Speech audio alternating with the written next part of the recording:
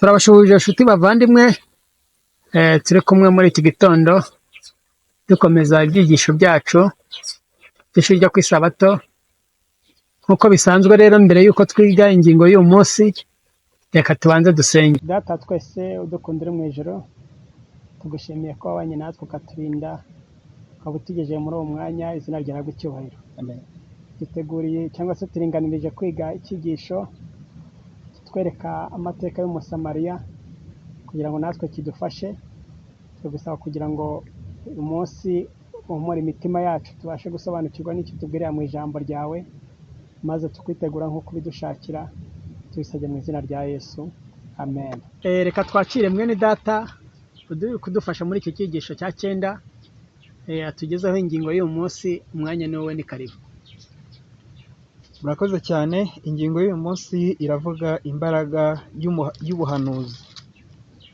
Baratubaje ni ubuhe buhanuzi abasamariya bari barashingiyeho ukwizera Mesiya wasezeranywe? Itangiriro igice cya 49 umurongo wa 10. Itangiriro igice cya 49 umurongo w'10 haragira hati: inkoni y'ubwami ntizava kuri Yuda, inkoni y'ubutware ntizava hagati y'ibirenge bye, nyirayo ataraza. Uwo niwe amahanga azumvira. Ubuhanuzi rero buboneka mu itangiriro nuko ngo inkoni y'ubutware itazigera iva hagati y'ibirenge bye. Mu bisanzwe abasamariya bizeraga ibitabo 5 byanditswe na Mose, hanyuma noneho ibindi bitabo ntibabyemere. Rero ahangaha icyo bizeraga neza ko ngo wasizwe ataragaruka, ngo inkoni y'ubutware bwe ngo ntizigera iva mu hagati y'ibirenge bye. Ngo abasamariya bizeraga ko Mesiya yari kuzaza nk'umucunguzi, atari uw'abayuda gusa, ahubwo ari uw'isi yose. Abasamariya bizeraga neza ko Kristo naza cyangwa Mesiya naza atazaze gucungura abayuda gusa, ahubwo azaba aje gucungura isi yose. Rero ibitandukanye n'ibyo, abayuda bo bizera ko azaza aje gucungura abayuda bonyine, abakiza ingoma ya cyami. Umwuka wera avugira muri Mose, yari yaramuhanuye ko ari umuhanuzi uzakomoka ku Mana. Binyuze muri Yakobo byari byaravuzwe ko amahanga yose azakoranira kuri we, kandi binyuze muri Aburahamu ngo muri we amahanga yose yo ku isi nimo azaherwa umugisha. Rero uku niko abasamariya bizeraga Mesiya. Kubera ko abayuda bari barasobanuye nabi iby'umucunguzi wa nyuma, bitiranya kuza kwa Yesu kwa mbere n'icyubahiro cyo kuza kwe kwa kabiri. Byari byarateye abasamariya kwanga inyandiko zera zose uretse izanditswe na Mose gusa. Ariko ubwo Umukiza yari amaze gukuraho ubwo busobanuro bw'ibinyoma, benshi bemeye iby'ubuhanuzi bwa nyuma ndetse n'amagambo ya Kristo ubwe avuga iby'ubwami bw'Imana. Rero kubera gusobanura nabi iby'ubuhanuzi bwa Mesiya, abayuda babyikururiraho, byatumye abasamariya banga ubundi buhanuzi bwose uretse ibitabo byanditswe na Mose byonyine gusa. Noneho bituma igihe Kristo yazaga kubasobanurira noneho iby'ubwo buhanuzi, byatumye nabo babyumva neza, kuko Kristo ntabwo yagombaga gukiza abayuda gusa, ahubwo yagombaga gukiza isi yose. Ariyo mpamvu yarageze hehe? Ni Samariya. Niki muri iki gihe dushobora kwigira ku kuba abasamariya barakinguriye ukuri mu buryo butangaje? Umubwiriza 11 umurongo wa 4 n'uwa 5. Umubwiriza 11 umurongo wa 4 n'uwa 5 haragira hati: uhora yitegereza umuyaga ntabiba, kandi uhora areba ibicu ntasarura. Uko utazi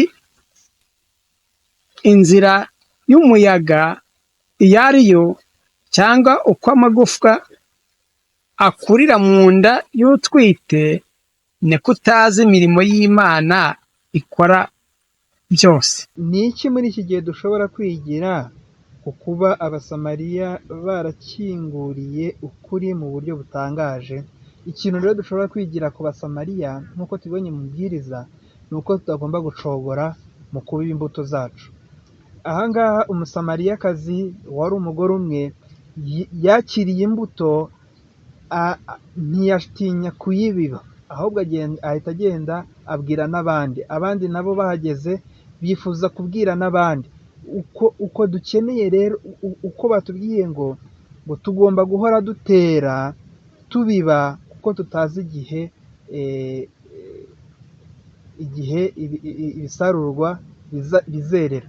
Nk'uko tutazi uburyo umwana akurira mu nda ya nyina, niko n'imirimo y'Imana tutamenya uburyo ikoramo. Ariko icyo dusabwa nta kindi, ni uguhora tubiba uko bwije n'uko bukeye. Ku isi yose abagabo n'abagore bahanze amaso ijuru.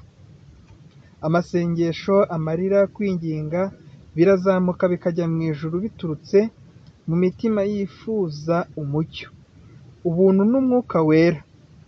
Abantu benshi bari ku rugabano rw'ubwami bw'Imana, bategereje gusa kwinjizwa. Mbese abantu bahinduka iki iyo bakiriye Kristo by'ukuri? Tanga urugero. Mariko igice cya 5 umurongo wa 18 kugeza 20. Mariko igice cya 5 umurongo wa 18 kugeza 20 haravuga hati: akikira mu bwato, wa muntu wari utewe n'abadayimoni aramwinginga ngo bajyane, ariko ntiyamukundira, ahubwo aramubwira ati: witahire ujye mu banyu ubabwire iby'Imana igukoreye byose, nuko ikubabariye. Aragenda atangira kwamamaza i Dekapoli ibyo Yesu yamukoreye byose, abantu bose barumirwa. Soma n'igice cya 7 umurongo wa 31 kugeza 7.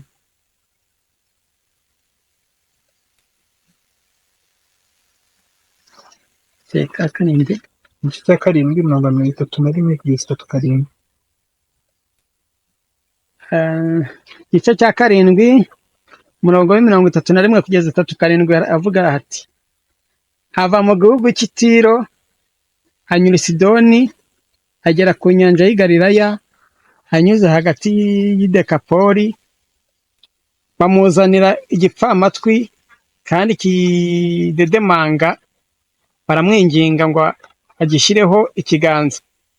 Agikura mu bantu, arakihererana, agishyira intoki mu matwi, acira amacandwe, agikora ku rurimi, ararama, areba mu ijuru, asuhuza umutima, arakibwira ati: fata. Efata bisobanurwa ngo zibuka. Amatwi ye arazibuka, n'intarananya y'ururimi